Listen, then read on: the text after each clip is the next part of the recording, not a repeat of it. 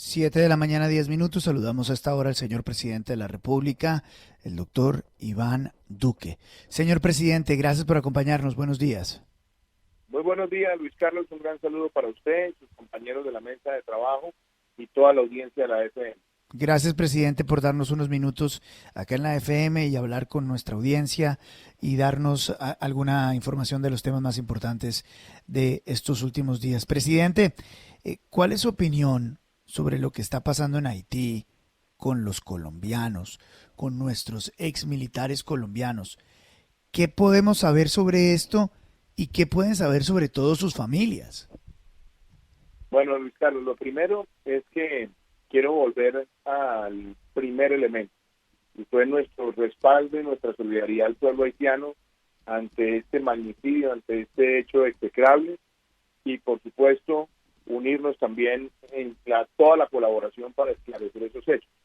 Tan pronto se insinuó que podía haber colombianos implicados, le ofrecimos a las autoridades haitianas toda la colaboración, y obviamente cuando ya se dieron a conocer presuntos responsables de nacionalidad colombiana, dispusimos que el director de la Agencia Nacional de Inteligencia y el director de Inteligencia de la Policía, junto al personal de Interpol Colombia, se desplazaran a Puerto Príncipe, donde ya llevan varios días y donde han venido colaborando en el esclarecimiento.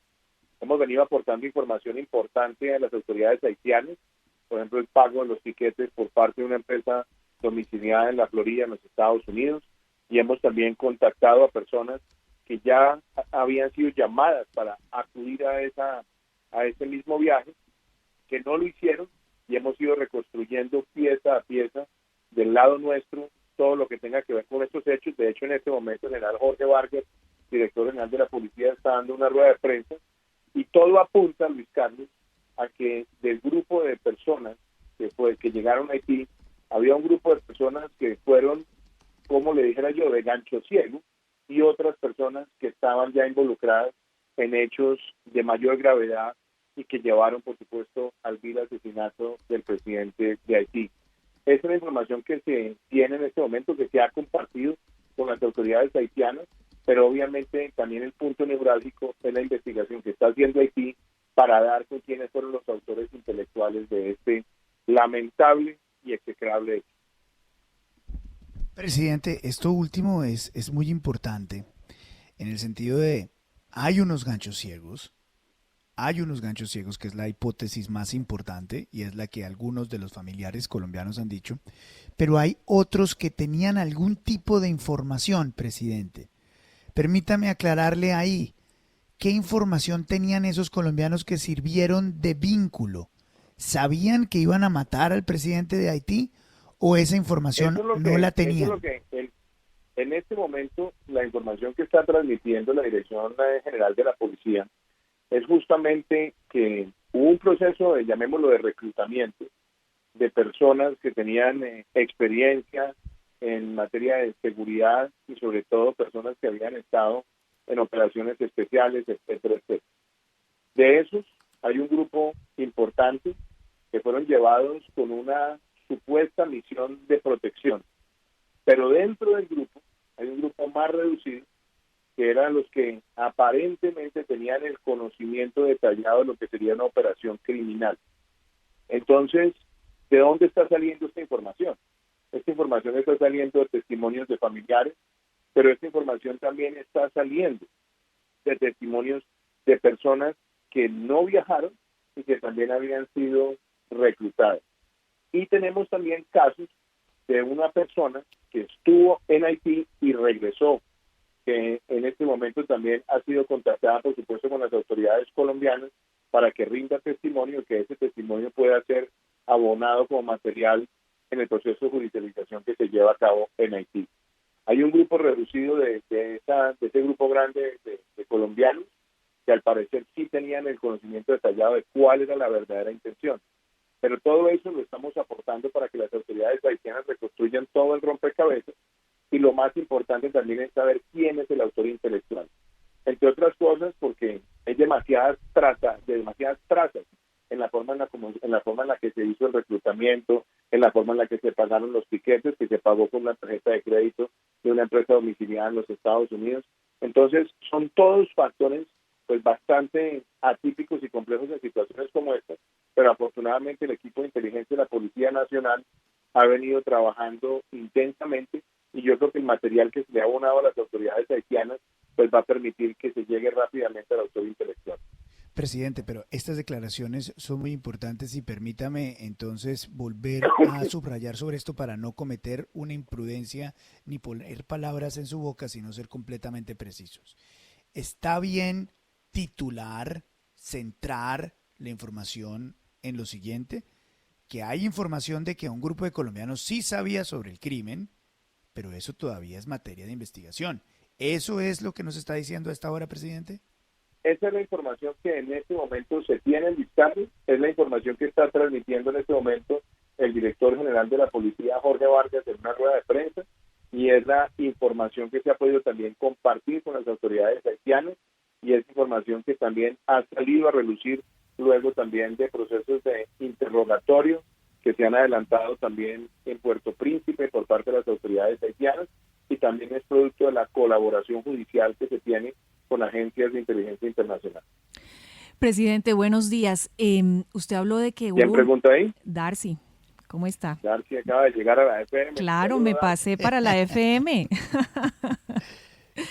Qué buen oído, presidente. Darcy Quinn, que está haciendo parte desde hoy en la FM, presidente. Muchas gracias. Mi felicitación y mi saludo para Darcy.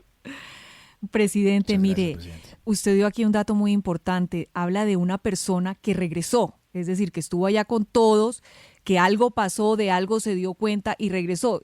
¿Qué más detalles nos puede dar? ¿Quién era? ¿Por qué regresó? No, esta información la tiene en este momento Policía Nacional y les está compartiendo también con las autoridades haitianas, porque recuerde que estas personas estuvieron por varias semanas.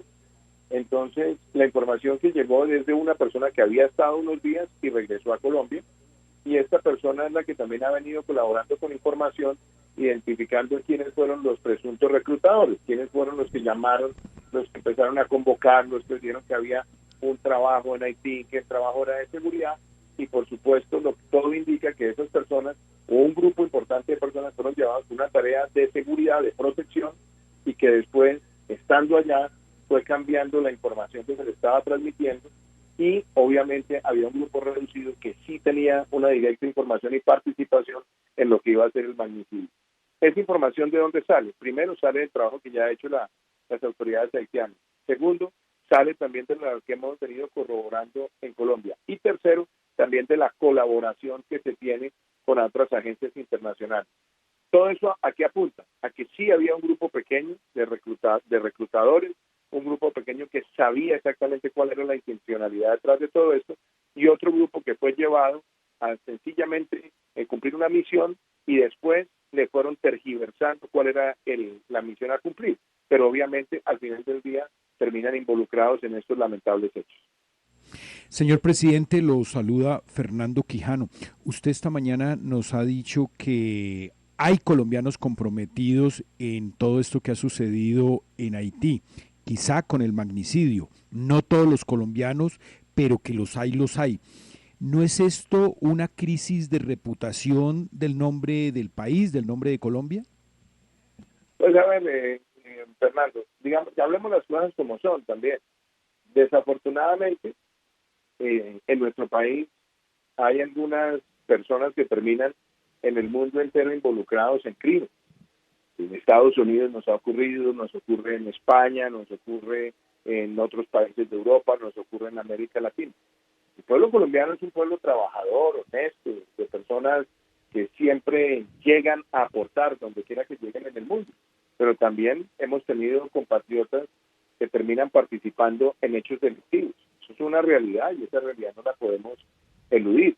Ahora bien, aquí lo importante es que Colombia ha colaborado de manera intensa en el esclarecimiento de estos hechos. Que fue la información que yo le transmití, además del primer ministro, tan pronto supimos que había participación presunta de colombianos, que haríamos todo lo que está en nuestra capacidad para ayudar al esclarecimiento, y ha sido cuestión de días. Es decir, hemos logrado reconstruir mucha información y lo que hemos dicho con claridad.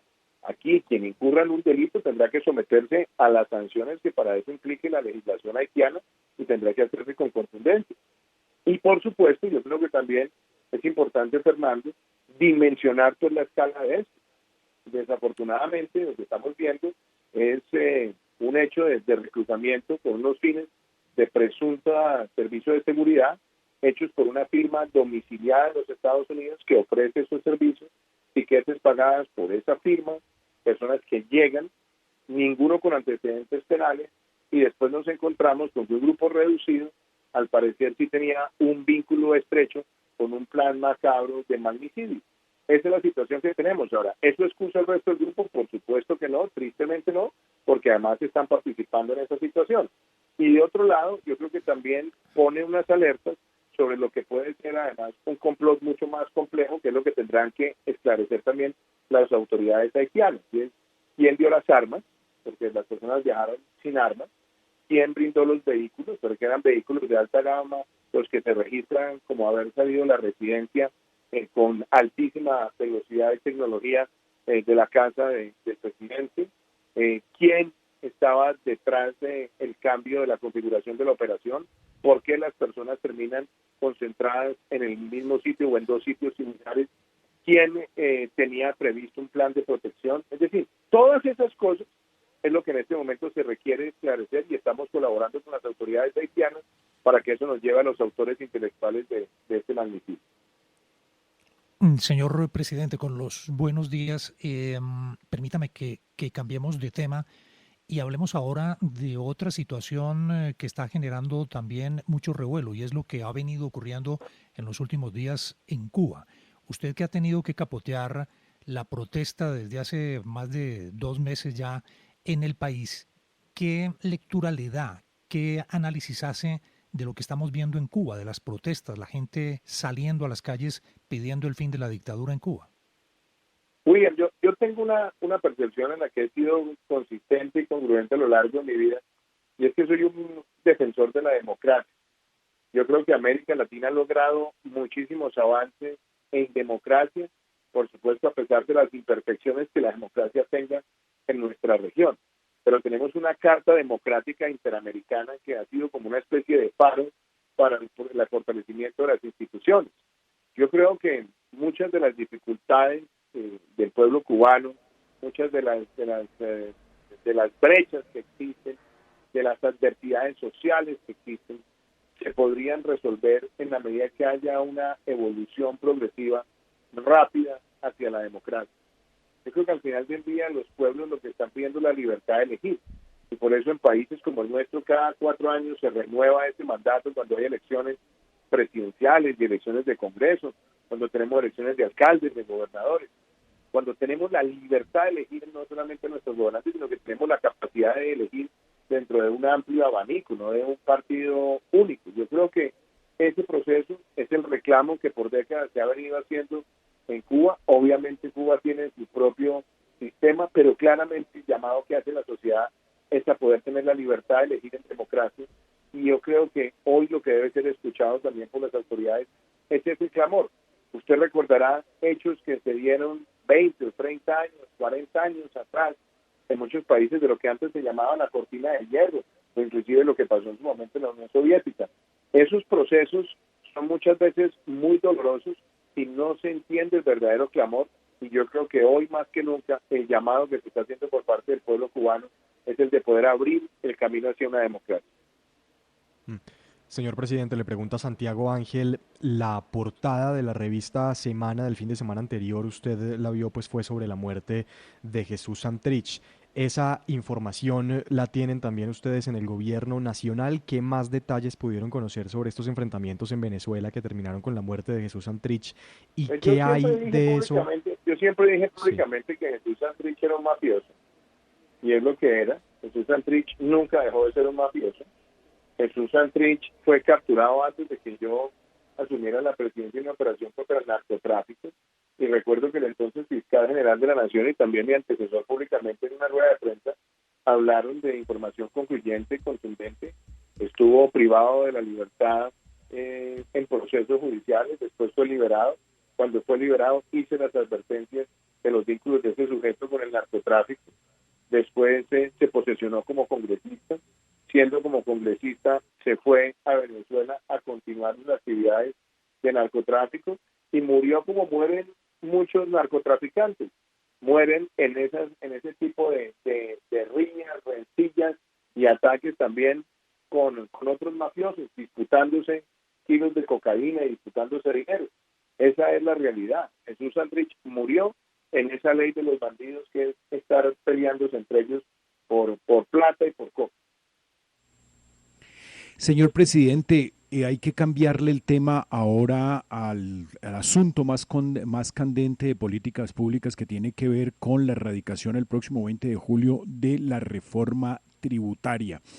No teme, y obviamente se ha hecho un trabajo excepcional de socialización, de sensibilidad tributaria, y los empresarios se han dado el lapo. Van a cargar con el grueso de esta, digamos, de esta reforma, al pedir que se le aplace o que no se les tenga en cuenta los beneficios que usted en promesa de campaña había hecho en la reforma del 2019. Pero hay temores entre los empresarios, entre los gremios, y es que en el Congreso se le cuelguen artículos, que hay obviamente congresistas que son como enemigos del sector productivo y empiecen a colgar nuevos impuestos, modifiquen las tarifas, y que la reforma tributaria que usted tiene en ciernes con su equipo económico realmente salga bastante perjudicial para la abultada carga tributaria de los empresarios. ¿Qué mensaje se les puede dar? Varias cosas que es importante, doctor Fernando. Empecemos por lo primero. A esta ley le hemos bautizado Ley de Inversión Social. Y esto no es un tema simplemente de denominación, no es un tema ornamental. ¿Por qué le llamamos Ley de Inversión Social? Porque es el programa social más ambicioso en la historia de Colombia en una ley. Y está solidificado en 4 elementos. Primero, que le vamos a dar matrícula universitaria pública gratuita a los estratos 1, 2 y 3. Y vamos a darle matrícula gratis en instituciones públicas técnicas y tecnológicas a los estratos 1, 2 y 3. Esa es la conquista social más grande que se ha logrado en este país en la educación pública. Y eso ya de por sí es un mensaje muy claro. Segundo, el ingreso solidario. ¿Qué es el ingreso solidario? El ingreso solidario es una renta básica que ya la hemos visto por más de 1 año y medio, y la vamos a extender hasta diciembre del año 2022, incorporando 200,000 familias más que van a tener una fuente de ingreso para poder tener recursos en esta reactivación frente a una pandemia que no se ha ido y que posiblemente estará con nosotros todo el año 2022. Es un programa también de ayudar a los más vulnerables. Tercero, el subsidio a la nómina, algo que también hemos tenido por más de 1 año y que no tiene precedente alguno en la historia de Colombia, donde estamos subsidiando 40 o 50% del salario mínimo legal mensual a esos trabajadores de empleadores que han sido los más afectados por la pandemia, y ahora estamos extendiendo ese beneficio hasta diciembre de este año, y sobre todo concentrándonos en las empresas más pequeñas de nuestro país, que es donde está la mayor generación de empleo. Y como si fuera poco, doctor Fernando, el programa de estímulo a la generación de empleo joven más grande que se haya hecho en Colombia, a través de un subsidio del 25% a quien contrate jóvenes entre 18 y 28 años, que es el equivalente a pagar la seguridad social. Por eso lo llamamos Ley de Inversión Social. ¿Y de dónde salen los recursos? Muy importante lo que usted dice. Un beneficio que nosotros habíamos definido era llegar al 100% del descuento del ICA sobre el impuesto de renta para las empresas. Lo vamos a dejar en el 50%. Es decir, el beneficio como está hoy continúa, pero no sigue su reducción. Se deja en el 50%, que ya ha traído un beneficio importante, pero solamente dejándolo en el 50% tenemos un recaudo muy importante. Segundo, usted recordará que cuando empezó mi gobierno, la tarifa de renta estaba en el 37%. Ya la íbamos llevando hacia el 33%. Vino la pandemia y aquí hay que abonar ese acto de generosidad y de colaboración también del sector privado, que dicen, ¿sabe qué? Déjemelo en el 35%, es decir, póngame una sobretasa del 2% adicional, y con eso también le damos recursos a la nación para enfrentar esta situación de la pandemia. Entonces, sigue siendo menor que la que teníamos en el 2018, pero tiene una ligera sobretasa para enfrentar esta situación. Algo que también quiero destacar, la sobretasa de renta para el sector financiero, que la acepta el sector financiero, y ahí también hay un hecho de colaboración importante. Y fuera de eso está el componente de austeridad, y está el componente de lucha contra la evasión, y está el componente de normalización. Con todo esto, doctor Fernández, estamos recaudando cerca de 15 billones de pesos, que hace también de esta reforma de ley de inversión social la que ha traído mayor recaudo como participación en el PIB de las últimas reformas fiscales, quizás en las últimas 2 décadas. Señor presidente, eso tranquiliza obviamente a las personas que tienen expectativa por conocer el articulado, pero se ha filtrado que se va a revivir el impuesto al patrimonio o que lo revivirán en el Congreso. Eso no es cierto, doctor Fernández. El impuesto al patrimonio, una de las cosas que nosotros tenemos claridad aquí es que eso se está haciendo sin tocar a las personas naturales. O sea, Colombia ya ha tenido el impuesto al patrimonio, ha sido un impuesto que ha sido temporal, pero nosotros en este momento nos estamos concentrando en los componentes que le acabo de describir. Inclusive, por ejemplo, había personas que estaban especulando sobre eso. Yo creo que es muy importante dejar eso absolutamente claro, que este esfuerzo que se está haciendo, llegar a esos 15 billones de pesos, no se está haciendo sobre la base de afectar a personas naturales. Y usted me preguntará, bueno, ¿por qué? Yo creo que hay un debate que es importante decirlo. Colombia ha venido adelantando procesos de normalización de activos en el exterior. Muchas personas han traído activos al país y lo hacían sobre la base del marchitamiento del impuesto al patrimonio. Entonces, entendiendo ese clamor y entendiendo eso que también han expresado distintos grupos en la construcción del consenso, se entendía que podía ser un mensaje de incertidumbre política, decirle a la gente, oiga, traigan su plata y una vez las traigan, vengan, les vamos a dejar además el impuesto al patrimonio. Es decir, el impuesto al patrimonio sigue su proceso de marchitamiento y nosotros no lo estamos reviviendo, todo lo contrario, lo que estamos buscando es mantener el impuesto de normalización para que sigan llegando más recursos de colombianos en el exterior. Presidente, buenos días. Andrea Bernal lo saluda. Lo llevo a otro tema que fue las protestas en Colombia y el informe de la CIDH. ¿Se adelantó la reacción del informe de la CIDH por parte del gobierno? ¿Hay alguna recomendación de ese informe que podría el gobierno acoger, que le conviene al país? Pues yo diría, Andrea, de pronto a veces lo que uno dice, que lo que más se queda es lo más polémico. Pero yo siempre dije, primero, que el reporte lo recibíamos con espíritu constructivo.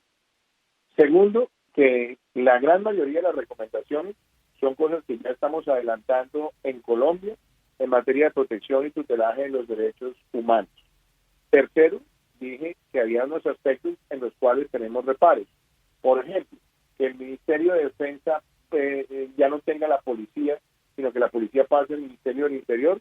Yo expresé mi opinión, entre otras cosas, porque hay que recordarle a la ciudadanía que durante 60 años, de los 129 años de existencia de la Policía Nacional, la policía estuvo en el Ministerio de Gobierno.